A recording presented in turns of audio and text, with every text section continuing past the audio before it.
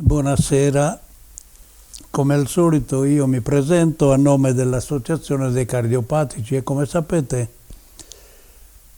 da lungo tempo, da un paio di mesi, eravamo lì che si faceva sciopero per questa storia dell'emodinamica e nonostante tutto oggi avrei preferito essere qui a dirvi che le cose si erano compiute, che erano andate bene. Purtroppo non è così. Oggi ci hanno detto che non si poteva più sostare nella corsia dell'ospedale per la questione di questo virus, di questa peste che ci sta colpendo ormai da tutte le parti, e allora ci siamo dovuti allontanare. Però questa non è una resa, questa abbiamo deciso come associazione che ci ritireremo nella nostra sede un paio per volta, continueremo il nostro sciopero fino a che questa maratona si possa compiere.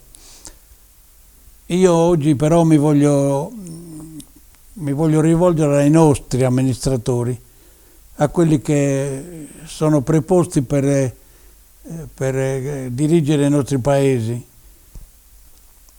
Vorrei ricordare e vorrei tornare indietro nel tempo per ricordare ad essi che un gruppo di giovani si era preposto di fare l'Italia unita, voleva l'unità d'Italia, e a quei tempi mi ricordo che loro avevano scritto un qualcosa che diceva: siamo calpesti e derisi perché non siamo popolo, perché siamo divisi. Questo io lo dico perché noi in Ogliastra siamo in quelle condizioni. Abbiamo un'Ogliastra, siamo calpesti, siamo derisi, ci stanno riducendo allo stesso stato che avevano ridotto gli indiani d'America, gli americani, in una riserva dal quale non possiamo uscire, non possiamo dire niente, dobbiamo sottostare a tutte le angherie possibili. E per questo io oggi voglio ringraziare l'assessore regionale che ci ha imbottito di false promesse, illudendoci più di una volta. Non ci si comporta così, perché io le voglio ricordare all'assessore che finirà il tempo delle vacche grasse e allora bisognerà rendere conto agli amministrati. Gli amministrati penso che se ne ricorderanno. Io mi ricordo, ho letto da qualche parte che lo scrittore lo scrittore sardo, ha scritto che sotto quel maestoso roccione di Perdaleana si rudivano i capi tribù ogliastrini nelle notti di plenilunio per concordare una difesa, per difendersi dalle persone che venivano dal di fuori e volevano depredarli e derubarli. E si radunavano lì tutti insieme, non è che ci andava uno solo, un capo, l'altro non veniva, andavano tutti. Ora io dico, siete un gruppo di 20-23 persone che amministrate l'Ogliastra, ma perché non prendete in mano tutti insieme la situazione una volta per tutte e avete un po' più di coraggio? Non serve tante cose, io lo so che siete oberati, che avete difficoltà, che siete in prima linea, le so, queste cose ormai le sappiamo a memoria, però la gente nella sanità, due cose importanti noi nella vita abbiamo l'istruzione e la sanità. Ai miei tempi i miei nonni, addirittura i padri non sapevano scrivere, erano analfabeti qui.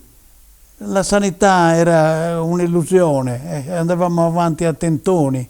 Oggi abbiamo un ospedale, abbiamo la possibilità di migliorarci e ci facciamo trascinare ancora dalle divisioni interne, dalle cose che non portano da nessuna parte.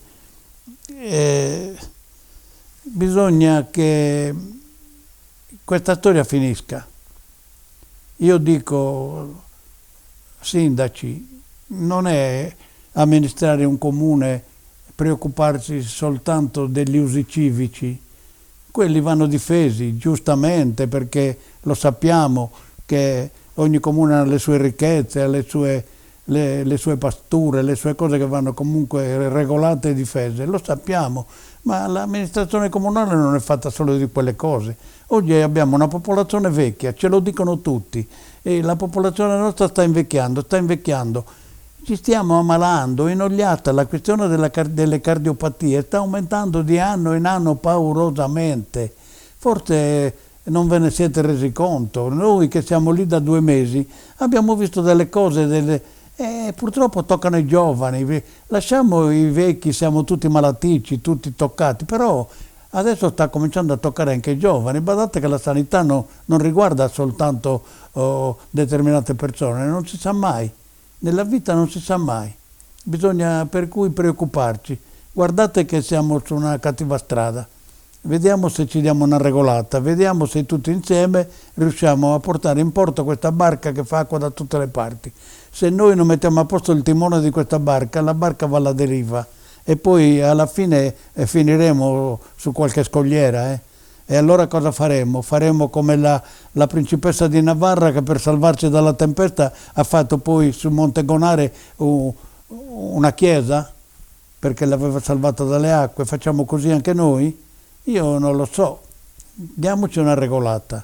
Noi non molliamo, noi continueremo la nostra lotta fino a che non avremo la certezza che questa emodinamica, perché qualsiasi persona di alto rango, di basso rango possa dire quello che vuole, però non mi venga a dire che l'emodinamica qui non serve, non me lo venga a dire, soprattutto non me lo dica qualcuno che lavora nella sanità.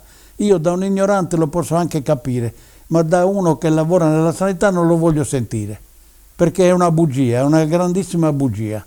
Quindi vediamo un po' se riusciamo a risolvere questa situazione.